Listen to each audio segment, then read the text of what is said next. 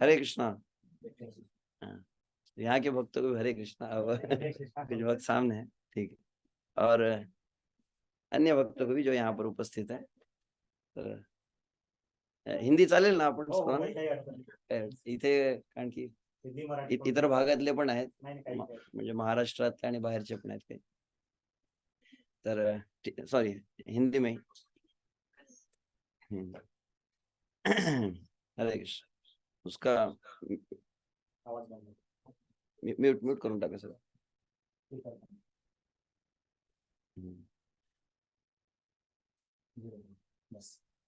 दिसत आहे का? चालेल।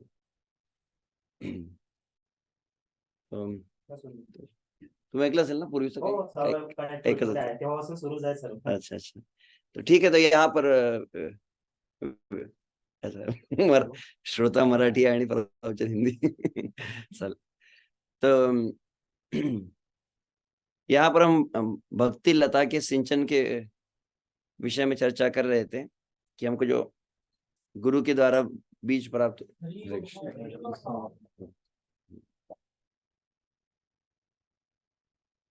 ओके,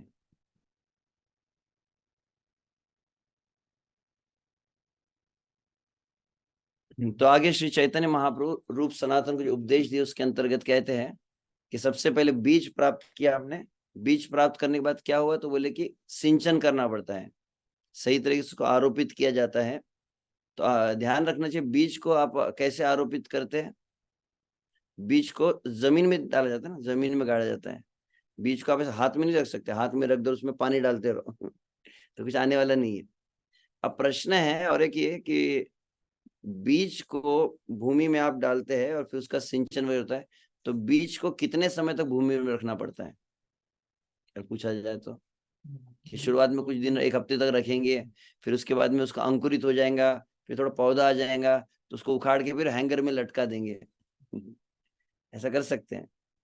तो भूमि की आवश्यकता कब तक है, ये बहुत ध्यान रखिए। अभी क्यों मैं कुछ बात जो कह रहा था भक्तों के संघ के विषय में, उसी संबंधित है कि भूमि की आवश्यकता कब तक है। तो देखा जाए तो प्रारंभ से अंत तक उस वृक्ष को अपना अस्तित्व बनाए रखने के लिए सदा सर्वदा मूलभूत आवश्यकता है भूमि। ऐसा नहीं भूमि शुरुआत में चाहिए, वो बीज को आरोपित करें, हमेशा उसको उसमें रखना पड़ता है, मिट्टी में।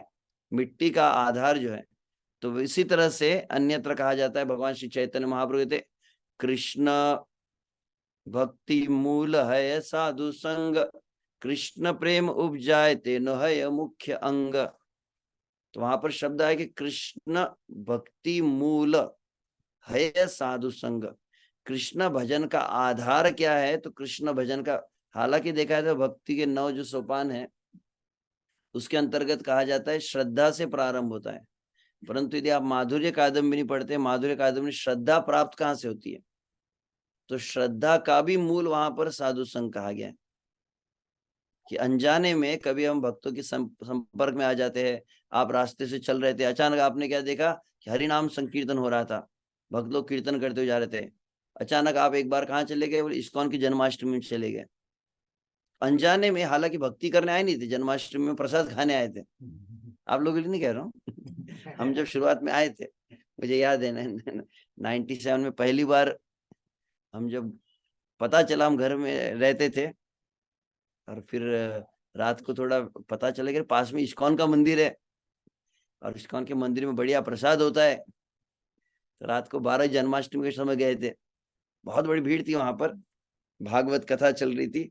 और मुझे आज भी याद है मेरा फर्स्ट एंट्री जो इस्कॉन में हुई थी तो वहां पर मैं गया, तो वहां पे बहुत सारे भक्त थे और एक काफी वरिष्ठ प्रभुपाद जी शिष्य थे, वो कथा कर रहे थे। और तब अचानक सभी ने वहां पे कहा कि कृपया हाथ ऊपर कीजिए, तो पहली बार मैंने हाथ ऊपर किया था और कहा था महामंत्र बोलिए। तो मुझे तो बहुत अजीब लगा, हाथ ऊपर करके क्यों महामंत्र कहना, पता थोड़ी था कि 25 साल बाद मैं सबका हाथ ऊपर करवाते रहूंगा तो तो प्रारंभ कहाँ से हुआ है, तो वहां पर कहते भगवत भक्ति भक्त संगेन प्रजायते, यह शब्द है वहां पर। भगवत भक्ति का जन्म जो है संग में होता है, और भजन पुष्ट भी संग में होता है। भजन का रक्षण भी संग में होता है। और अंततः जब आप इस संसार से मुक्त होकर भगवान श्री कृष्ण के धाम में चले जाएंगे, भगवान श्री कृष्ण की नित्य लीला में प्रवेश करेंगे, भगवान श्री कृष्ण की नित्य सेवा में लग जाएंगे, तो वहां पर जाने के बाद क्या करना है? कृष्ण प्रेम उपजाए तेनो है मुख्य अंग। वहां पर भी भक्तों की संगति करनी है। ऐसा नहीं कि भगवान के धाम में चले जाए और फिर वहां पे भगवान श्री कृष्ण है और हम अकेले, हम तुम एक कमरे में बंद हो। जैसे श्री कृष्ण मैं अकेला। प्रभुपाद जी के सामने एक समय एक भक्त ने क्या किया, श्री कृष्ण की एक पेंटिंग बनाई जिसमें कृष्ण अकेले खड़े हैं ऐसे। तो फिर प्रभुपाद जी ने कहा कि ये कौन सा फोटो है? बोले कृष्ण कभी अकेले नहीं रहते। एक तो बोले वहां पे तोता बनाओ, कोई पंछी होना चाहिए, या कृष्ण के साथ में गाय होनी चाहिए, या गोपियां होनी चाहिए, गोप होनी चाहिए, नंद यशोदा, कोई ना कोई भक्त होनी चाहिए। श्री कृष्ण अकेले कभी रहते ही नहीं है, कृष्ण सदा सर्व भक्तों के साथ रहते हैं। तो कहने का भाव मैं यहाँ पर ये कह रहा था कि भक्ति का मूल है भक्तों का संग, भक्ति का पोषण रक्षण, और अंततः भक्ति का साध्य भी है। तो साधु संग साधन भी है और साधु संग साध्य भी है, दोनों है। तो यहां पर कहा गया है कि अब आगे जो कह रहे, ताते माली यत्न करी कर आरोह आवरण। तो हाथी से बचने के लिए, तो मैंने कहा कि अब सिंचन तो हो रहा है, मतलब श्रवण कीर्तन कर रहे हैं, परंतु क्या होता है, वो वृक्ष को डैमेज नहीं होना चाहिए, कोई आके उसको उखाड़ दे। तो कौन उखाड़ता है? तो अपराध यहाँ पर कहा गया, अपराध जो है वो उखाड़ देता है। अपराध जैसे, तो अपराध होते हुए पहली चीज क्या होंगी? पहली चीज आपकी होंगी कि तुरंत आपका भजन बाधित हो जाता है, तुरंत भजन रुकने लगता है। अनुभव क्या, कभी अगर आप, जैसे आप तो नहीं करते अपराध वगैरह, मैं अपना अनुभव बता रहा हूँ, आप में से जितने लोग देख रहे हैं सब अच्छे भक्त हैं, तो अपना अनुभव जो है कि गलती से भी किसी भी भक्त का यदि मन हमने दुखा लिया तो क्या परिणाम होगा? तत्क्षण आप देखेंगे आपकी माला जो होती नहीं है बराबर, आपकी माला मान लीजिए अगर एक माला 8 मिनट में हो रही है, तो अचानक पता चलता है कि 15 मिनट लग रहे हैं, 20 मिनट लग रहे हैं, माला सरक ही नहीं रही है। तो वो ऐसा तो नहीं कि अचानक डबल हो गई है कि 108 की जगह 216 मंत्र उसमें, कि महामंत्र 32 की जगह पे 50 अक्षर वाला मंत्र बन गया है। मंत्र भी वही है, मंत्र भी बड़ा नहीं हुआ, माला भी बड़ी नहीं है, परंतु आगे बढ़ता ही नहीं है। जैसे मैं उदाहरण हमेशा देता हूँ, रत्नाकर डाकू आपने सुना होगा, वाल्या के वाल्या सा वाल्मीकि था। और जब नारद मुनि के समक्ष आए, नारद मुनि ने अंततः कहा कि भगवान का नाम लो, इतना ज्यादा पाप हो गया था कि जीव से नाम नहीं निकल रहा था, राम ये 2 अक्षर नहीं निकल रहे थे। तो फिर आखिर में कहा कि ठीक है, मरा मरा मरा बोलो, तो फिर धीरे धीरे फिर वो राम शब्द पे आए।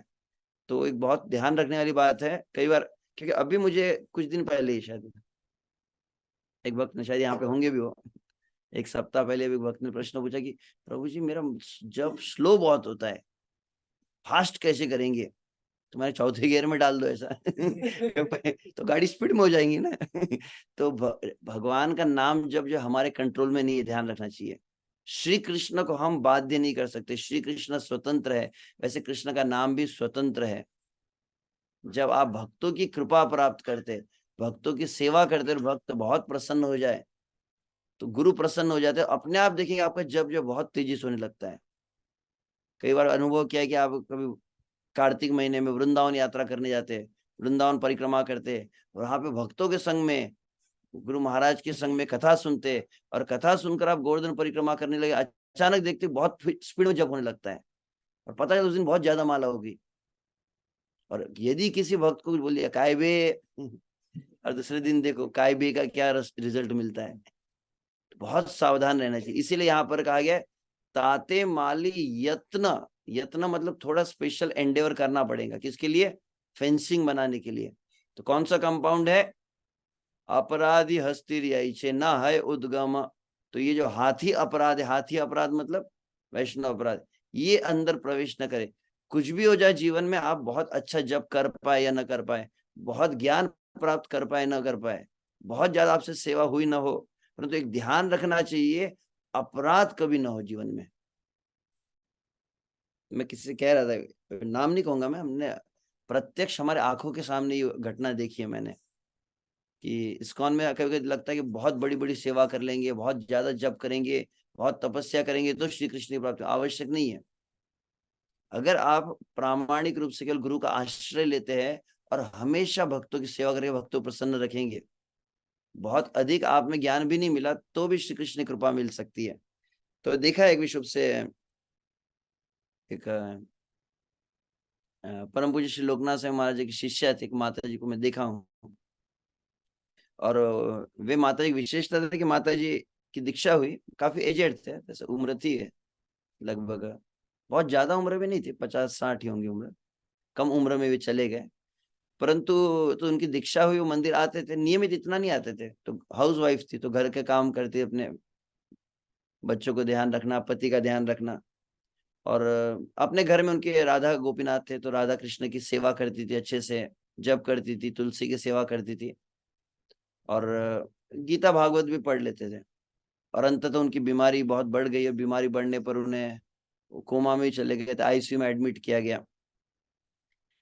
तो अंततः भक्तों को लग रहा था कि अब तो भक्त लोग वहां जा रहे थे उनके सामने जप करने के लिए, और उस समय जब वो थोड़े शुद्धि में आए, होश में आए, उनको जब आईसीयू में, तो फिर भक्त लोग अंदर मिलने गए थे, और वहां पर जब मिलने गए वो माता जी से, तो तुरंत माता जी क्या कहने लगी, माता जी अरे जोर जोर से जप करो, कीर्तन करो। वो माता जी ऐसे कभी नॉर्मल बोलती नहीं थी, सबको अरे तुम कीर्तन करो। और फिर एक माता जी, दूसरी माता जी उनको कहा कि आप बैठ के यहाँ पर भगवत गीता पढ़िए। एकदम मतलब डायरेक्ट प्रीचिंग करने लग गई हो। और तब वो वापस फिर आग बंद हुई थी उनकी, फिर कुछ समय बाद वापस आके खुली, और उनके फिर अन्य कुछ भक्त जब पास में है, तो अचानक वो माता ने क्या कहा, बोले देखो कितनी थक गई है, कितनी थक गई है। वो कहने लगी माता जी, कल मैं आईसीयू में गए, थक गए। तो वो पूछा कि कौन थक गई, तो कहते हो राधा रानी जो नाच रही थी कृष्ण के सामने, तो थक गई होंगी ना। तो कल्पना से आईसीयू में क्या दिख रहा था उनको, तो कल्पना से साक्षात राधा रानी और श्री कृष्ण, और उसमें विशुभ से मुझे याद है वो राधा पंडरीनाथ उनको दिखे थे, पंडर हरि बोल। विशेषता क्या थी वो माता जी की, मैं एक ही बात पर केवल अभी ध्यान मेरा याद आई मुझे, क्यों मैंने उदाहरण कहा। वो माता जी की विशेषता थी कि वो हमेशा सब भक्तों का अच्छा गुण देखती थी। हम कहते ये भक्त जो ऐसा जो पॉलिटिक्स करता है, कितना अच्छा कीर्तन करता है वो, फिर ये भक्त ऐसा है, बोले नहीं नहीं देखो कितना हमेशा मुस्कुराते रहता है वो भक्त, ये भक्त ऐसा है। वो कभी किसी के विषय में कोई गलत बोलती नहीं थी। जिस तरह से हम रघुनाथ भट्ट गोस्वामी का गुण मुझे स्मरण होता है, चैतन्य चरितमृत में कहा गया रघुनाथ भट्ट गोस्वामी की विशेषता क्या है। रघुनाथ भट्ट गोस्वामी जैसे भागवत को पढ़ते थे, भागवत का एक श्लोक उच्चारण करने पर आंखों से आंसू की धारा इतनी बहती थी, उनके कपड़े भीग जाते थे। तो इतना बड़ी उच्च कोटि का भक्ति भाव कैसे आया, तो रघुनाथ भट्ट गोस्वामी की विशेषता क्या थी, वैष्णवेर निंद्य कर्म ना पड़ी हो काने। रघुनाथ भट्ट गोस्वामी के लिए वर्णन किया गया, रघुनाथ भट्ट गोस्वामी विशेषता क्या थी, उनके जिंदगी में, जीवन में किसी भी भक्त के दोष ने उनके कान में प्रवेश ही नहीं किया, सुना ही नहीं उन्होंने कि कोई भक्त गलत है, कोई ऐसा, किसी का दोष नहीं सुनना है मुझे। तो कहते दोष दर्शन, दोष चिंतन, दोष श्रवण, दोष कीर्तन, ये 4 दोष होते हैं। दूसरों की गलतियां दिखाई देती है पहले तो शायद पिछले बार ही मैंने कहा था इस प्लेटफॉर्म पे, अन्य पता नहीं कौन से क्लास में कहाँ कहते रहता हूँ मैं, तो दैन्यता का लक्षण और अहंकार का लक्षण क्या होता है। आप जब कर रहे हो, जब करते करते नम्रता हमें आगे कैसे पता चलेगा, दूसरे भक्तों आगे दंडवत मारने से नम्र हो जाएंगे क्या, करना चाहिए, दंडवत भी करना चाहिए, सबके सामने हाथ झुककर प्रणाम वंदना करनी चाहिए। नम्रता कैसे पता चलेंगी, आप दैन्य होकर कैसे पता चलेगा। आप जब प्रातः काल आप नाम जप कर रहे हैं, नाम जप करते समय कल आपसे क्या क्या गलती हुई है, वो अगर आपको सिग्नल कैच होने लगे, वो नेटवर्क में अगर आपके आ जाए, और जो परमात्मा तुरंत सिग्नल देने लगता है, आपने थोड़ी भी गलती, इसको कुछ ऐसा बोल दिया आपको खटकने लगता है जब करते समय, ऐसा मुझे नहीं करना चाहिए था, ऐसा मुझे पिक्चर नहीं देखना चाहिए था, मुझे टीवी नहीं देखनी चाहिए थी, मुझे इस वक्त से ऐसे बात नहीं करनी चाहिए थी। अगर तुरंत आपको सिग्नल आने लगे, समझ लेना चाहिए कि नम्रता का लक्षण है। तो नम्रता का लक्षण क्या है, आपको अपनी गलतियां पकड़ में आने लगती है, जिसको कहते हैं अनर्थ जागृति कहते हैं। अनर्थ निवृत्ति शब्द सुना होगा आपने, कि आप जब करते हो तो आपकी सब मन का जो मैल निकल जाता है, उसको कहते हैं अनर्थ निवृत्ति। मतलब तो अनर्थ निवृत्ति के पहले 2 लेवल आती है, एक होती है अनर्थ जागृति और अनर्थ स्वीकृति कहते हैं। पहले तो शुद्ध कब होंगे हम? शुद्ध तभी होंगे ना जब हमको अपनी अशुद्धि पता चलेंगी। स्वस्थ तब होंगे जब बीमारी पकड़ में आएंगी। आप स्वीकार करने तैयार नहीं, बोले मुझे कोरोना हुआ ही नहीं, तो फिर वो चेक करते हो क्या करते हो, ऐसे डालते थे ना मुंह में, याद है आपको? कोरोना एकदम टेस्टी किया था। तो हमारे को याद है, मुझे नागपुर में भक्त मंदिर में भक्त थे कल प्रभु जी। अब उनको कहा कि आप प्रभु जी, आप में लक्षण दिख रहे हैं, आपकी जीभ को टेस्ट नहीं आ रहा है, तो लक्षण दिख रहा है कि आपको कोरोना। वो मानने को तैयार नहीं, मुझे कोरोना नहीं हुआ। बोले प्रभु जी टेस्ट करा, बोले नहीं मैं चेक नहीं करूंगा। बोले आपके कारण बाकी बीमार हो जाएंगे, नहीं टेस्ट करने को तैयार नहीं। तो व्यक्ति स्वस्थ कब होगा? पहले स्वीकार तो करे, इसको डायग्नोसिस पहले पकड़ में तो आए बीमारी। तो बीमारी पकड़ में आती है, बीमारी को स्वीकार करते तब आप इलाज कराएंगे। तो शुद्ध व्यक्ति कब होगा? जब समझ में आ जाए कि मैं अशुद्ध हूं। भगवान श्री कृष्ण गीता में कहते सर्वधर्मान परित्यज्य मामेकम शरणं व्रज अहम त्वाम सर्व पापेभ्यो मोक्षयिष्यामि मा शुच। तो शब्द क्या है? भगवान कहते मैं तुम्हारे सब पाप लूंगा। किस व्यक्ति के पाप लूंगा? जो व्यक्ति स्वीकार करेगा कि मैं पापी हूं। तो स्वीकार करना पड़ेगा ना। और मैं प्रभु जी मैं तो पापी हुई नहीं, ये लोग पापी होंगे शायद, वो अमेरिका के जो दम मारो दम वाले थे, नशेड़ी भंगेड़ी जो थे। हम तो प्रभु जी एकदम पवित्र परिवार से आए, वैष्णव परिवार है हमारा। तो मैं तो माँ के पेट से एकदम भक्ति लेकर आया हूँ, हम तो शुद्ध है। तो जो सोच लेता है शुद्ध है, उसका कभी शुद्धि होने वाली है क्या? तो पतित पावन हेतु तव अवतार मोसाम पतित प्रभु ना पाई पार। तो पतित को पावन करने के लिए भगवान आए, तो पहले स्वीकार करना होगा पतित है। तो कहा जाता है बहुत अधिक जब अच्छे से जप किया जाएगा और जप करते करते जब आप नम्र हो जाएंगे तो क्या होगा? लगभग आप पहले जप करते शुरुआत में क्या लगता है? आपके लिए नहीं कह रहा हूँ मैं, अपने लिए कह रहा हूँ। आप तो सब नम्र रहिए। अनुभव क्या होता है अपना कि शुरुआत में जप करते हैं लगता है कि ऐसा लगता है शायद मैं ही एकमेव भक्त हूँ, कितनी अच्छी भक्ति करता हूँ, बाकी कोई पता ही नहीं है कितना महान है। अनंत शेष प्रभु कितने महान है, आपको अभी तक पता नहीं, आप सब अज्ञान में हैं। हमको क्या लगता है हम ही बहुत बड़े भक्त हैं, हम कोई महान भक्त है, हम विशेष भक्त है। इस तरह की मन में भावना आने लगती है। परंतु बहुत अच्छे से अगर भक्तों की संगति करेंगे और भक्तों की संगति में अच्छी तरह से प्रशिक्षण जब प्राप्त करते तो क्या होता है? अच्छे ट्रेनिंग में अगर रहेंगे तो संभावना है, कहते कि लगभग 5-10 साल में, कह सकते 10-15 साल में आपको अपनी गलतियां कैच होने लगेंगी। मतलब पहले 5-10 साल तो कैच है, पहले 3 साल तो ऐसा एकदम हवा में उड़ने लगता है कि शायद मैं वैकुंठ से आया हूँ, पूरे रावेर के भक्तों का उद्धार करने के लिए मेरा जन्म हुआ है। कि और तुम्हारे भक्त गणों में हमसे बड़। तो नम्रता और अहंकार का लक्षण था, तो नम्रता का लक्षण है कि आपको अपने दोष पकड़ में आते हैं, अपनी गलतियां पकड़ में आती है। और अहंकार का लक्षण क्या? अगर आप जप कर रहे और जप करते करते आपको अगर अहंकार आ गया, कैसे पता चलेगा? ऐसे छाती फुला के नहीं रहता है।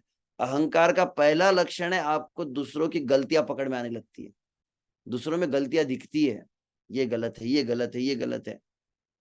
जो नम्र रहेगा उसको कोई गलत नहीं दिखता, उसको खुद ही गलत दिखता, मैं ही गलत हूँ, दूसरों की गलती दिखाई नहीं देती है। तो अहंकार का लक्षण है दोष दर्शन, और नम्रता का लक्षण है कि क्या कहेंगे, अपने दोष को कैच करता आना चाहिए। तो हृदय के परमात्मा जो नम्र हो जाता है भक्त, परमात्मा उसको तुरंत संकेत देते ये गलत है। थोड़ी गाड़ी अगर पटरी से बाहर जाए, ये ठीक नहीं है, ये ऐसा नहीं होना चाहिए, ऐसा हमने व्यवहार नहीं करना चाहिए। तो यहाँ पर शब्द यत्न करी, बहुत सावधानी से हमको उसको प्रोटेक्ट करना पड़ेगा ताकि गलती ना हो, किसी का दोष हमको न दिखे। तब आगे यहाँ पर तात्पर्य को पढ़ूंगा मैं। ओह टाइम ऑलमोस्ट हो गया, हम 9 बजे तक ले लेते हैं, ठीक है, फिर पॉज कर सकते हैं। तो यहाँ पर प्रभुपाद जी तात्पर्य कर रहे हैं, जब भक्ति लता बढ़ रही हो तो भक्त को उसके चारों ओर बाढ़ बनाकर उसकी रक्षा करनी चाहिए। बाढ़ मतलब क्या? कंपाउंड बोलते हैं ना, काउंट तो मराठी कुंपण। अच्छा, कनिष्ठ भक्त की रक्षा शुद्ध भक्तों का घेरा बनाकर करनी चाहिए। लाइन को अंडरलाइन कर सकते हैं। तो कौन सा घेरा है? कंपाउंड कौन सा है? शुद्ध भक्तों का घेरा। हमेशा हमको अपने आप को, अपने से जो उन्नत भक्त है शुद्ध भक्त मतलब अपने प्रभु जी कैसे चेक करे, कुछ स्टिकर लगा के रखे, फास्ट टैग लगाए जैसे गाड़ी को, शुद्ध भक्त हूँ कि बढ़िया जो सुंदर एकदम तिलक लगाता हूँ, एकदम बढ़िया चकाचक रहता है, एकदम प्रेस करके धोती कुर्ता पहनता हूँ, वो शुद्ध भक्त है कि फटे हुए कपड़े पहनने वाला शुद्ध भक्त है। शुद्ध भक्त का अर्थ यहाँ पर स्पष्ट रूप से कहा जाए, अन्यत्र हम आईडीसी कोर्स में एक बार चर्चा की है। शुद्ध भक्त का अर्थ प्रभुपाद एक समय कहते हैं, जो शुद्ध भक्ति के विधि विधान को गुरु आचार्य के निर्देशन में अत्यंत गंभीरता से पालन कर रहा हो, वह भी शुद्ध भक्त की श्रेणी में आता है। सिंसियर एंड सीरियस प्रैक्टिशनर जिसे कहा जाता है, जो प्रामाणिकता से भक्ति का अभ्यास कर रहा है। जैसे मान लीजिए अभी अगर हम कहाँ थे सुबह, एरंडोल में, सॉरी धरणगांव में थे, धरणगांव से जलगांव, जलगांव से भी रावेर पहुंचे।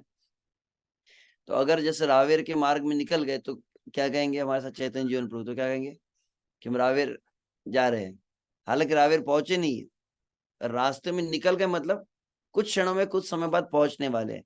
वैसे शुद्ध भक्ति के मार्ग में यदि कोई लग गया है, भक्तों के गुरु का निर्देशन में है, किसी के डायरेक्शन में है और सही प्रोसेस को फॉलो कर रहा है, तो वह भी शुद्ध भक्त की श्रेणी में आता है। तो सरल शब्दों में यहाँ पर जो लिखा गया है कि कंपाउंड कैसे बनाना है, हमको अपने भक्ति को बचाना कैसे है, हमेशा अपने आप को भक्तों की संगति में रखना चाहिए, मतलब हमेशा भक्तों का निर्देशन हमारे जीवन में होना चाहिए। ये शायद मैंने यहीं पर कहा था, तो मैं फिर से भूल जाता हूँ कहाँ पर मैं क्या कहते रहता। लगभग 2006 की बात है, जब मैं पंढरपुर में था, और पंढरपुर में उस समय अवसर मुझे प्राप्त हुआ था, परम पूज्य श्री लोकनाथ साहब महाराज की सेवा में था मैं, 3, 4, 5, 6 उस समय था।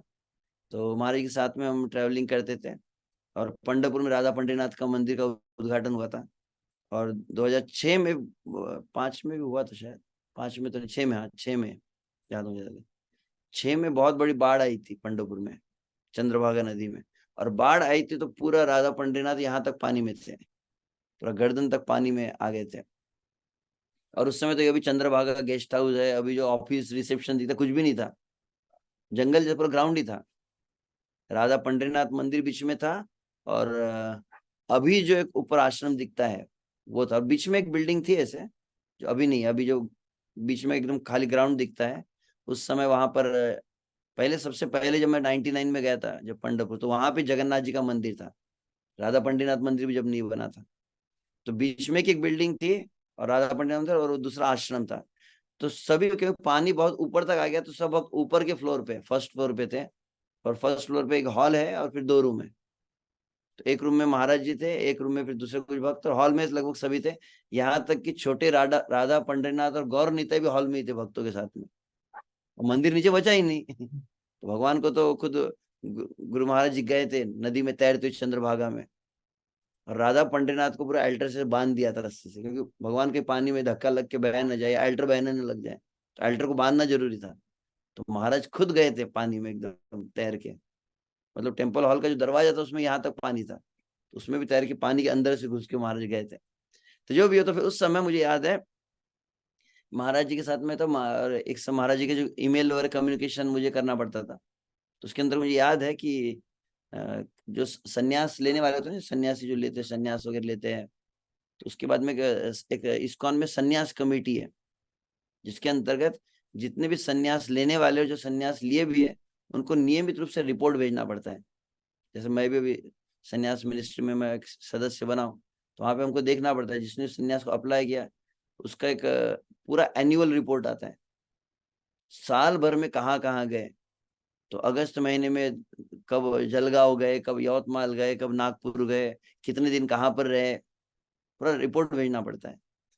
तो महाराज जी भी ऐसे कुछ रिपोर्ट बना रहे थे, तो मैं ऐसे पूछ ले कि महाराज जी बोले ईमेल वगैरह भेजना है, तो मैं ऐसे पूछ ले महाराज आपको तो इतने साल हो गए, 40-50 साल आपकी भक्ति में हो गए, आप इतने लोगों को सब दीक्षा दे रहे हैं, शिक्षा दे रहे हैं, आप इतने लोगों को मार्गदर्शन दे रहे हैं, और आप इतने परिपक्व हो चुके, इस समय आपसे रिपोर्ट पूछा जा रहा है आपसे पूछा जा रहा है कि आप रिपोर्ट दीजिए।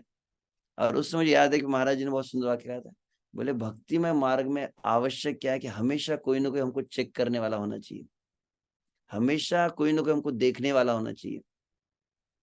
और उधर महाराज ने बहुत सुंदर वाक्य कहा कि यदि भक्ति मार्ग में कभी ऐसी अवस्था आ जाए कि आपको लगता है कि अब बहुत पता है, गीता के श्लोक भी पता है, भक्ति शास्त्री हो गया मेरा, दीक्षा भी हो गई है, अब हरिनाम दीक्षा भी हो गई है, बस कुछ दिन की बात है, भक्ति शास्त्री सर्टिफिकेट आ गया तो ब्राह्मण दीक्षा मिल जाएगी, और ब्राह्मण दीक्षा मिल के मतलब मैं तो गोलोक वृंदावन में पहुंच गया अभी, तो अब ज्यादा कोई ज्ञान की जरूरत नहीं मुझे, अब शिक्षा थोड़ी चाहिए। अहंकार का एक लक्षण यह भी होता है, अहंकार वाले को प्रवचन ज्यादा पचता नहीं है, ज्यादा उपदेश सहन नहीं होते, पता है मुझे, सब मालूम है। तो वहां पर महाराज जी ने बहुत सुंदर बात की, बोले कि अगर कभी कभी भक्ति में आप आगे बढ़ने लगे, और भक्ति में आगे बढ़ने का आपको ऐसा कभी समय आ जाए जब आपको लगे कि अब मुझे किसी को बताने की जरूरत नहीं है, मुझे पता है मैं गलत थोड़ी कर रहा हूँ कुछ, सुबह उठ जाता हूँ मैं, अब जब भी करने लगा हूँ, मंगला आरती करता हूँ, तो अब मुझे किसी को रिपोर्ट करने की जरूरत नहीं है, मुझे किसी के गाइडेंस की जरूरत नहीं है, मुझे किसी को क्या कहते हैं इंग्लिश में, accountable, I don't need to be accountable to anyone, जो कहते हैं कि मुझे किसी को अकाउंट से मतलब किसी को रिपोर्ट नहीं देनी है। तो अगर ऐसा लग जाए तो महाराज ने कहा कि अगर भक्तिमय जीवन में कभी ऐसी अवस्था आ जाए जब आपको लगे कि आपको कोई चेक करने वाला नहीं होना चाहिए, आपको किसी को रिपोर्ट नहीं करना है, समझ लेना कि भक्ति में सबसे भयावह स्थिति में आप हो, that's the most dangerous situation, कि आपको लग रहा है अब तो मैं एकदम अपने आप में हवा में उड़ सकता हूँ, मेरे पंख निकल गए अभी भक्ति के अब मुझे कोई सपोर्ट सिस्टम नहीं चाहिए। तो यहाँ पर कहा है कनिष्ठ भक्त की रक्षा शुद्ध भक्तों का घेरा बनाकर करनी चाहिए, मतलब भक्तों के घेरे में, मतलब हमेशा कीप योर सेल्फ, न लगे मुक्ति धन संपदा, संत संगति देई सदा, जैसे कहा जाता है, हमेशा भक्तों की संगति में रहना चाहिए, इससे प्रमत्त हाथी को भक्ति लता को उखाड़ फेंकने का अवसर नहीं मिल पाएगा। ये बहुत सुंदर बात अब मैंने अभी प्रवचन में कहा कुछ दिन पहले मैं भक्त को कहा था, वैष्णव अपराध होता कैसे, ध्यान रखना चाहिए, जो असत संगति करता है वही वैष्णव अपराध करता है। वैष्णव अपराध होता कैसे है, जब भक्तों के संग में आप नहीं रहेंगे और बीच में असत संगति कर लेते हैं, मतलब संसारी लोगों के बीच में, संसारी लोगों के बीच में, मतलब आजकल में प्रभु जी उनको मंदिर में बैठा है, असत संगति कैसे कर सकता है, बोले एक छोटा सा खिलौना आ गया ये मोबाइल दुनिया की पूरी असत संगति इसके अंदर आ गई, यूट्यूब है तो ये पिक्चर है, तो ये गाना है, तो ये डांस है, तो ये प्रवचन है, इसको सुनो तो उसको सुनो, तो दुनिया भर का जो जो नहीं सुनना चाहिए, जो नहीं देखना चाहिए, वो भी हम देख लेते सुन लेते हैं, तो जाने अनजाने असत संगति होती है। तो मैंने अभी 3 दिन पहले इस बात को कहा था, भक्तिनाथ ठाकुर का वाक्य है कि यदि आप केवल 2 चीज करें, कौन सी 2 चीज करनी, से 2 कार्य करना है, क्षण मात्र की भी असत संगति न हो, गलत संगति, जो असत संगति के कई प्रकार होते हैं उसको डिटेल में नहीं बताऊंगा, तो संग दोष जिसको कहते हैं, संग दोष में से अन्न दोष आता है, स्थान दोष आता है, मतलब संगति यानी खाने से भी संगति होती है, असत संगति, गलत खा लिया आपने, भगवान का प्रसाद नहीं, ये बाहर जाके आपने वड़ा पाव खा लिया, किसी शादी में गए और शादी में कुछ खा लिया साहू जी, तो हो गया, अंदर वायरस चला गया, या देखने से आता है, खाने से आता है, जिस स्थान पर बैठते उससे भी आ जाता है, कभी कभी जहां पे लेटते उससे आता है, तो कई असत संगति पर, तो अगर क्षण मात्र भी आपकी असत संगति न हो, मुझे ध्यान है आसन का, स्थान का बहुत महत्व होता है, तो मैं एक बार कई बार देखता हूँ किनको, तो हमारे बहुत इस्कॉन में वरिष्ठ प्रभुपाद जी शिष्य परम पूज्य नव योगेंद्र स्वामी महाराज, वो कहीं भी नहीं बैठते ऐसे तो देखें उनको, जब बैठने पहले उनके भक्त आते हो पहले आसन रखते हैं ना, लेकिन कहीं भी छूते नहीं, वो तुरंत एक मग भी रहता है, पहले तुरंत हाथ को शुद्ध रहता है, कहीं भी स्पर्श करे तो तुरंत उसका प्रभाव होता है, स्थान जिसको आप स्पर्श करते हैं, जिस जल को आप लेते हैं, कोई भी जल अगर आप ले लेंगे तो जैसे पानी वैसी वाणी कहते हैं, तो किसी की भी हाथ का पानी नहीं पीना चाहिए, भी ध्यान रखते जाता है, तो कुछ भी पी लेते हम तो कहीं का भी, तो जो भी हो, तो वहां पर कहते हैं यदि असत संगति न हो तो गारंटी है कि वह वैष्णव अपराध करेंगे ही नहीं, हो ही नहीं सकता उसे वैष्णव अपराध। हमेशा अगर वो शुद्ध अन्न रहता है, शुद्ध स्थान रहता है, पवित्रता का पालन करे, तो वो भक्त का हृदय पवित्र रहता है, तो उसको गलती किसी में दोष ही नहीं दिखाई देता, अपराध कभी नहीं करता है। तो यहाँ पर कहा गया है कि इससे जो जब कोई अभक्त की संगति करता है तो प्रमत्त हाथी खुला छूट जाता है। श्री चैतन्य महाप्रभु ने कहा असत संग त्याग यही वैष्णव आचार। ये देखो ध्यान रखो, ये वाक्य कह दिया प्रभुपाद जी ने, जो मैं भी कह रहा था, कोई अभक्त की संगति करता है तो प्रमत्त हाथी खुला छूट जाता है, मतलब अभक्त की संगति करने पर अपराध करेंगे ही वो। अभक्त की संगति से क्या होता है, पहली चीज होती है अभक्त की संगति से संसार में भोग करने की इच्छा आ जाती है। भक्तिसिद्धांत सरस्वती महाराज की टीका है वैसे शिक्षाष्टकम के ऊपर, तृणादपि सुनीचेन में। तृणादपि का अर्थ जो बताते कि घास से ज्यादा नम्र होना चाहिए, तो वहां पर वो कहते हैं घास से नम्र होना मतलब क्या, दास भाव। दास भाव मतलब सेवा भाव, और सेवा भाव का ठीक विपरीत है भोग भाव। तो वहां पे भक्तिसिद्धांत सरस्वती कहते हैं जिसमें संसार को भोग करने की इच्छा, वो कभी नम्र बन ही नहीं सकता। ध्यान रखना, जो भोगना चाहता है वो नम्र नहीं हो सकता, जो सेवा करेंगे वो नम्र होगा ना, सेवा करने की इच्छा जिसमें हो। तो जो असत संगति करता है उसमें भोग की इच्छा आती है और वो अपराध करता ही है।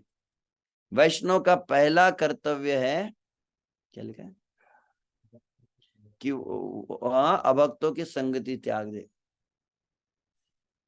हम कितने घंटे के लिए प्रवचन सुन रहे हैं, बोले प्रभु जी 1.25 घंटा हो गया ना, हो गया, अच्छा टाइम हो गया बस 2 मिनट में रोक देता हूँ, आगे की चर्चा आगे करेंगे। तो सत्संग कितने देर हुआ, तो बोले 1.25 घंटा। और फिर जैसे कि निताई गौर प्रेमानंदे हरि हरि बोल, प्रवचन खत्म नहीं हुआ, रुक जाओ अभी जैसे हरि बोल हुआ तो एक प्रवृत्ति क्या है हमारी, भौतिक प्रवृत्ति क्या होती है, जैसे कथा रुक जाती है तुरंत हम संसारी धरातल पे आ जाते हैं। आप देखेंगे सुबह जप कर रहे, जपा टॉक सुन रहे और भगवान की कथा सुन रहे, कीर्तन कर रहे, एकदम अलग आपकी भावना एकदम ऊपर चली जाती है, एकदम कृष्ण भावना में रहते हैं। और जैसे ही नीचे उतर गए, और कैसा है प्रभु जी, कैसी तबीयत तुमची, आपकी तबीयत कैसी है, खाया कि नहीं, क्या प्रसाद लिया, तुरंत संसारी चर्चा में आते हैं। अब बताया कि वहां क्या हुआ, फिर इधर क्या हुआ, जैसे संसारी चर्चा में आते तो तुरंत धीरे धीरे आप में भौतिकता आने लगती है। इसलिए बहुत सावधान जो रहना चाहिए। और फिर जैसे बाहर जाते तो बाहर जाते तुरंत हम श्री कृष्ण भूल जाते हैं। इसलिए सदा सर्वदा कृष्ण का नाम स्मरण होना चाहिए। और जब भी किसी के साथ भी व्यवहार हो तो हरे कृष्ण कम से कम पहले बोलते हैं। और फिर कुछ ना कुछ कृष्ण की चर्चा हो, कृष्ण की सेवा की चर्चा हो तो ठीक है।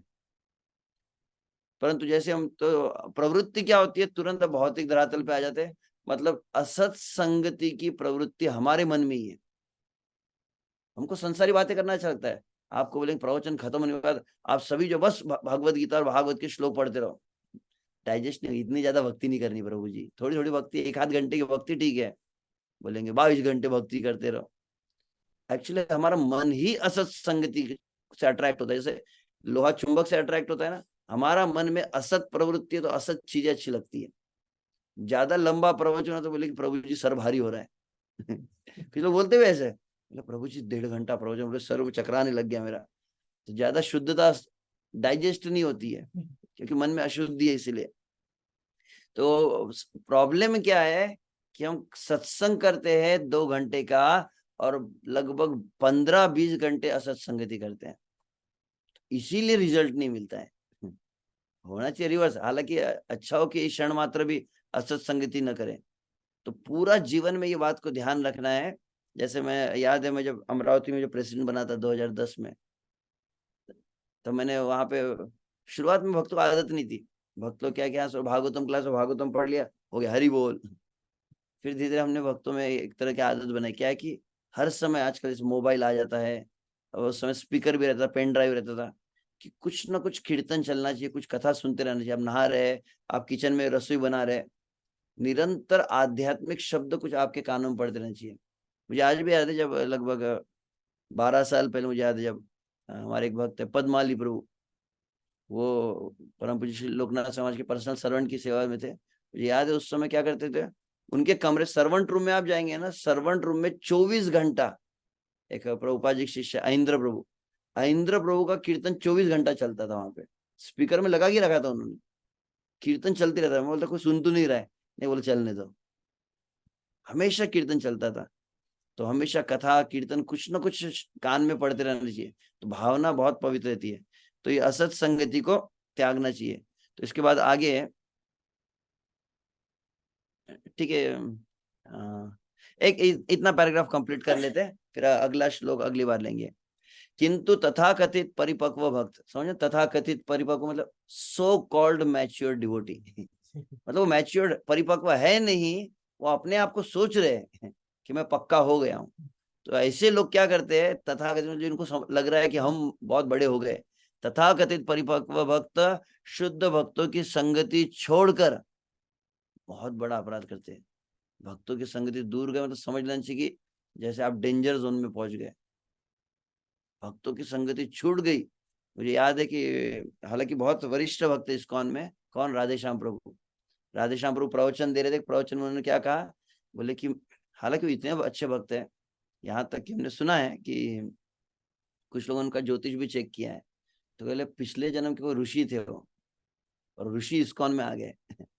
साधारण भक्त नहीं, बहुत ही एकदम मतलब उनकी जो आप भक्ति देखेंगे, उनकी शुद्धता का ज्ञान, मतलब बिल्कुल एक सेकंड भी ऐसा थोड़ा हटते हुए दिखेंगे नहीं। बहुत अच्छे भक्त है, सभी भक्तों को प्रेरणा देते हैं। परंतु वो क्या कह रहे थे, बोले देखो मैं भक्तों की संगति में हूँ, भक्तों की संगति में रहने के कारण मैं जप कर पा रहा हूँ, भक्तों की संगति में रहने के कारण भगवान की कथा सुन पा रहा हूँ, बोल पा रहा हूँ। और वो कहते यदि मुझे भक्तों की संग से अलग कर दिया गया, ऐसा उनका वो है नहीं उस तरह के, परंतु क्या क्या क्या कह रहे, बोले अगर मुझे भक्तों की संगति से अलग कर दिया गया तो मैं इतना नीचे गिरूंगा कि आप कल्पना भी नहीं कर सकते। ये भक्तों की संगति है जिसने मुझे बचा के रखा है, ये उनकी भावना है, हालांकि ऐसा कुछ है नहीं। परंतु तो अगर हम भक्तों की संगति जैसे दूर जाते, डर लगना चाहिए हमको। जिस तरह से क्या कहते हैं, रामानंद राय चैतन्य महाप्रभु के संवाद में चैतन्य महाप्रभु थे, इस संसार का सबसे बड़ा दुख क्या है, बोले भक्तों से दूर होना, इससे बड़ा दुख कुछ नहीं है। संसार का सबसे बड़ा दुख है ये। तो परंतु जो गलत भक्त होता है, जो सही भक्त नहीं है, वो क्या करता है, वो भक्तों से दूर चला जाता है, और जब भक्तों से दूर होगा तो फिर अपराध होते ही है। तो तथाकथित परिपक्व भक्त शुद्ध भक्तों की संगति छोड़कर बहुत बड़ा अपराध करता है। जीव सामाजिक प्राणी, अतः यदि कोई शुद्ध भक्तों की संगति त्याग देता है तो अभक्तों की संगति करता है। अभक्तों के संपर्क में आने से, तो एकदम क्लियर लिखा है तात्पर्य, अभक्तों की मैं जो बोल रहा हूँ सब कुछ यहाँ पे लिखा हुआ है, संपर्क में आने से तथा अभक्तिमय कार्य में व्यस्त रहने से तथाकथित परिपक्व भक्त।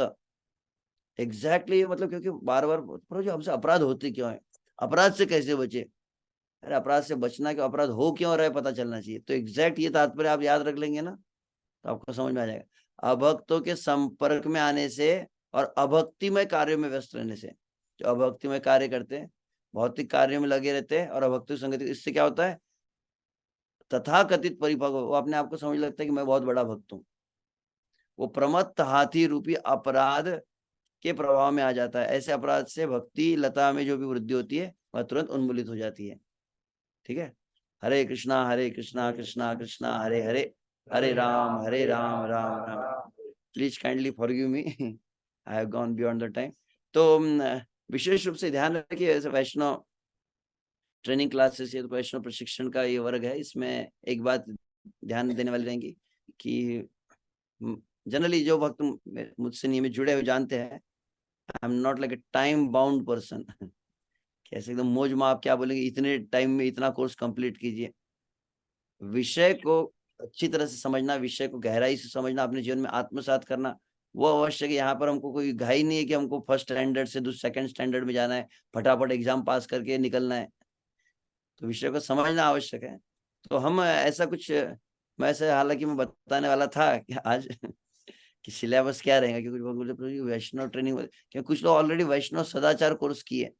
तुमने कहा कि प्रभु हमने कोर्स कर लिया तो फिर अटेंड करना है क्या, मैंने कहा कि मैं जो कहूंगा वो शायद बाकी कोर्स में नहीं मिलने वाला है। तो मेरा कुछ अलग है एकदम, ऐसा कुछ और ज्यादा शायद स्पॉन्टेनियस भी, ऐसा कुछ सिलेबस वाला नहीं, परंतु रहेगा कुछ सिलेबस रहेगा जिसको संभावना शायद कोशिश करूंगा अगले शनिवार को बता सकूं, मैं प्रयास करेंगे। तो जितना होगा मतलब देखते हैं, एक लगभग 1 घंटे का ही हम क्लास विचार किए, परंतु शायद 10-15 मिनट आगे हो जाते तो सवा घंटा होता है। तो ये लगभग 1-1.25 घंटे का क्लास रहेगा यहाँ नियमित, और हर शनिवार को हम क्लास करेंगे। आप सभी आशीर्वाद दीजिए कि मैं कर सकूं, क्योंकि मैं कोई अच्छा भक्त नहीं हूँ। तो मेरा प्रॉब्लम है कि मैं कोई भी चीज नियमित नहीं करता हूँ। शुरुआत करना आसान है परंतु उसको बनाए रखना। तो यहाँ पर जलगांव क्षेत्र के कई भक्त हैं, आज तो सामने भी उनके साक्षात दर्शन हो रहे हैं, और जिनका जूम दर्शन हो रहा है, ऐसे कई अन्य भक्त भी है। लगभग कितने में? अच्छा, बड़ी संख्या में, लगभग 53 अलग स्थानों से है। तो जलगांव है, अकोला है, अमरावती है, अच्छा मुंबई से भी है अर्नाक। तो ठीक है, तो वे सभी भक्त, अच्छा आपको भी दर्शन करा देते हम जिनके सामने बैठे हैं, आप देख पा रहे हैं, हाँ हरि बोल जिनके सामने मैं बैठा हूँ, ये आपको हरि बोल। रावेर भक्त वृंद की जय। तो ओके, प्रश्न है कुछ? हाँ बोला बोला, वैदर विचरण प्रभु। अ, हाँ, मागच्या आठवड्यात फर्स्ट टाइम यस तुम्ही जिथे बसलाय तिथे दोन दोन जर मोबाईल सुरू असतील तर आवाज इको होणार. एखाद्याला म्यूट करावं लागेल, आवाज तिथलं बंद करावा लागेल, नाही तर बाहेर तुम्ही येऊन थोडं बोलू शकता.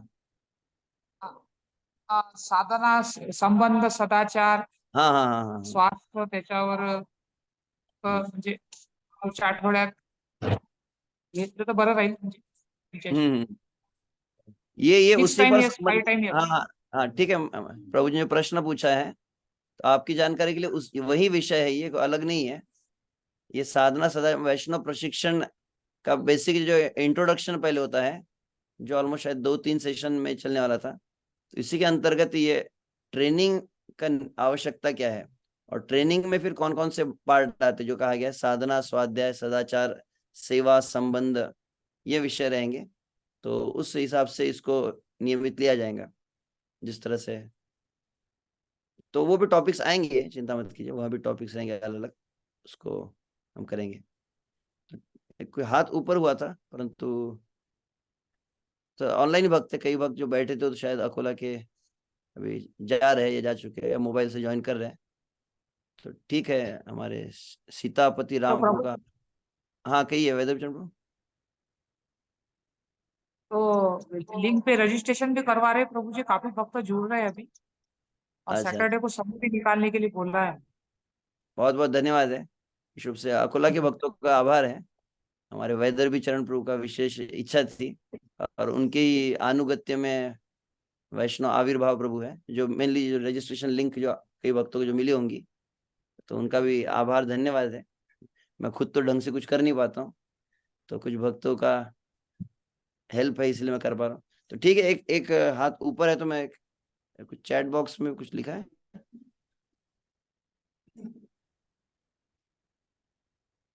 आप घर से बाहर नहीं जा सकते तो आप जूम क्लास अटेंड करते रहिए किसी ने कहा घर से बाहर निकल जाना चाहिए, कभी कभी कार्तिक में वृंदावन जा सकते हैं, आषाढ़ी में पंढरपुर आ सकते हैं, तो बीच बीच में ब्रेक तो लिया जा सकता है, ऐसा नहीं खेले आने होता है हेरे।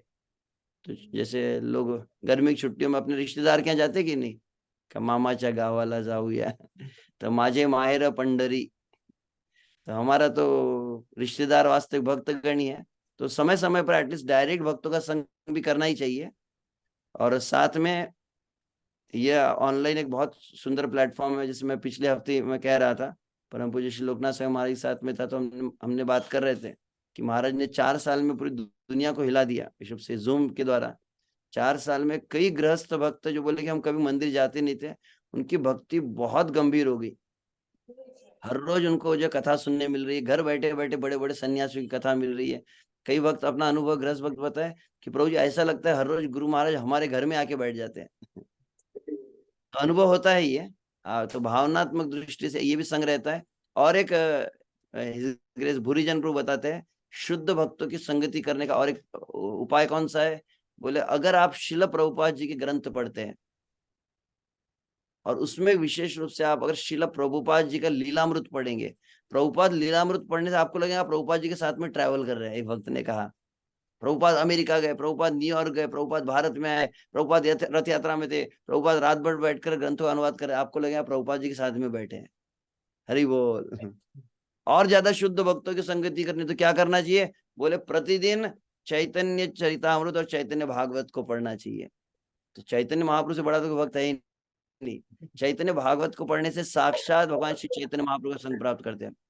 हरि बोल। इतने सारे ऑप्शन आपके लिए दिए, आप टिक कर लीजिए और सभी को करते रहिए, ठीक है। और एक लिखा था प्रभु जी आप कौन सा,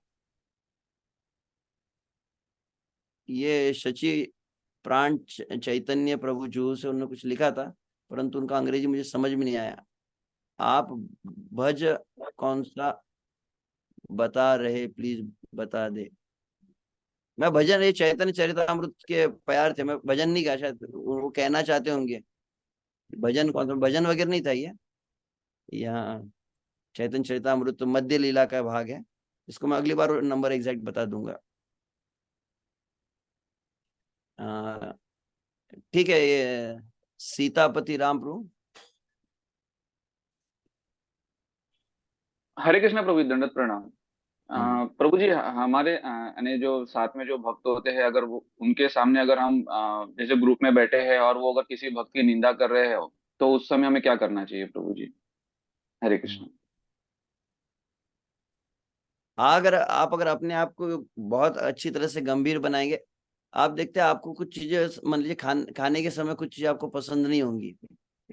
मान लीजिए लाल मिर्च पसंद नहीं है, और आपको कोई जबरदस्ती परोस सकता है क्या? एकदम लाल महाराष्ट्र में लोग लाल मिर्च की चटनी भी खाते हो, पता है क्या? जैसे लाल मिर्च का पाउडर है तो उसमें तेल डालते ऊपर से मसाला डाल के। आपको अगर पसंद नहीं है, जबरदस्ती आपको परोस नहीं सकता है, पहली बात। और आप अपना मुंह अगर बिगाड़ देंगे तो अगली बार से आपके सामने नहीं परोसने वाला है। आपके अंदर ही कहीं ना कहीं इंटरेस्ट रहता है, इसका क्या हुआ, उसका क्या हुआ। ये करणामृत है, अरे देख उसकी गलती। कई बार हमको अच्छा लगता है, इसीलिए हमको ऐसा भगवान ऐसी परिस्थिति में ला देते कि हमको सुनना पड़ता है। मेरा एक विशेष अनुभव बताता हूँ विश्व से। मैं परम पूज्य श्री लोकनाथ से हमारे साथ जब रहा हूँ, कुछ लोगों की पर्सनैलिटी ऐसी रहती है कि उसके सामने निंदा आप कर ही नहीं सकते। कई वक्त बोलते हैं महाराज के सामने जाके मैं कंप्लेंट करूंगा, इसके बारे में बोलूंगा, इसके बारे में 10 बातें बोल के रखते हैं। और जैसे महाराज के सामने थे, और कैसे, नहीं महाराज सब ठीक है, आपकी कृपा की, निकलता ही नहीं है। भक्तों ने बोला कि मैं इतना कुछ सोच के निकला था कि महाराज को ऐसा सुनाऊंगा, तो पता नहीं महाराज की वाइब्रेशन क्या आती है कि महाराज के सामने निंदा ही नहीं निकलती है। और 10 बात बोलनी हो तो बोले एक गलती फिर बोल देते, फिर चले जाते। बोले अरे बोलने के लिए बहुत कुछ आया था, पता नहीं क्या हुआ। क्या पावर।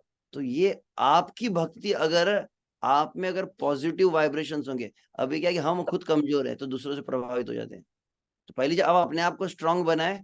दूसरा चीज है कि प्रयास करें कि वो तुरंत वहां से सामने जो भक्त बैठे जो चर्चा करे, अगर ऐसा हो सकता है कि आपसे छोटे हैं, आपकी सुनते होंगे, अगर वो सुनने को तैयार हो तो आप उनको बता सकते कि प्रभु जी ये सब बात नहीं करनी चाहिए, हमें भगवान की सेवा की बात करें और किसी की निंदा न करें। सेवा कभी जब विश्व से मैनेजमेंट अलग होता है, हम सभी मैनेजमेंट में नहीं रहते। कुछ जो मैनेजमेंट भक्त होते हैं ना, कभी कभी जैसे कुछ लोगों को गलती देखने का अधिकार है। किसको? बोले माता पिता को। अगर माँ बोलेंगी नहीं मैं अपने बच्चे में कुछ गलती नहीं दिखती मुझे, वैष्णव अपराध हो जाएगा, मेरा बच्चा भी भक्त है, तो बोलेंगे माँ बहुत गलत काम कर रही है। माँ को कान पकड़ के उसकी गलतियां देखनी पड़ती है। वैसे गुरु को अधिकार है, गुरु अगर दोष न देखिए, बोलेंगे वो शिष्य की प्रगति कैसे होगी, उसको देखना पड़ेगा ना कि गलत चल रहा है। तो गुरु को और माता पिता को क्यों गलती दिखने का अधिकार है? क्योंकि उनका हृदय करुणा से भरा हुआ है। वो उस बच्चे का अपने हित चाहते हैं, गुरु शिष्य का हित चाहता है। तो दोष देखने की परमिशन कब है? जब आपके सामने वाले के लिए आपके हृदय में करुणा हो, तो वो अपराध नहीं लगेगा उसमें। ऐसा थोड़ी ना कि माँ ने अगर बच्चे का गलती देख ली तो अरे माँ ने वैष्णव अपराध कर लिया, इसकी भक्ति खत्म हो जाएगी, क्योंकि बच्चा आगे चल के बनने वाला प्रहलाद महाराज। तो ऐसा कुछ नहीं है। तो अगर आपका हृदय में करुणा हो तो सामने वाला भक्त यदि छोटा है तो आप बोल सकते कि ऐसी बात नहीं करनी चाहिए, हमारी सेवा है नहीं। जिसकी सेवा है वो देखेगा ना।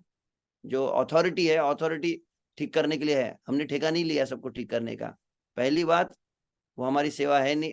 जिसको एक आपको पता है 3 जो फिल्टर करने वाले टेस्ट गौर गोपाल प्रभु के वीडियो आते हैं ना, तो वो कहा जाता है कि कोई वक्त कुछ बोल रहा है तो पहली चीज कि जो बोल रहा है वो सच है क्या, दूसरा उस वो बात करने से भगवान की सेवा आगे अच्छी होने वाली है क्या, और तीसरा उससे हमारी आध्यात्मिक प्रगति होने वाली है क्या। ये 3 फिल्टर क्वेश्चन रहते। कोई बोलना शुरू करता है तो क्या तुम्हारी उसमें प्रगति हो रही है, मेरी प्रगति हो रही है क्या? हमको कुछ आध्यात्मिक ज्ञान साक्षात्कार मिल रहा है क्या, या भगवान की कुछ सेवा हो रही है क्या, और सच है क्या, ये कुछ प्रश्न पूछने चाहिए। प्रॉब्लम क्या है कि हमको आदत नहीं है। हम जैसे भगवान ने क्या है कि आँख के सामने पर्दा रखा है, कान के सामने पर्दा नहीं रखा है, तो जो भी बोलते हैं सब सुनते रहो। सब सुनना नहीं चाहिए। कभी कभी रोकने का अभ्यास करना पड़ेगा। तो शुरुआत में शायद आदत नहीं है तो कठिनाई। छोटे भक्त हो तो अब आपके सामने मान लीजिए कोई बड़ा भक्त है और वो लोग ही आपस में बात कर रहे हैं, तो क्या करना चाहिए उस समय? उनको भी बुरा नहीं लगना चाहिए।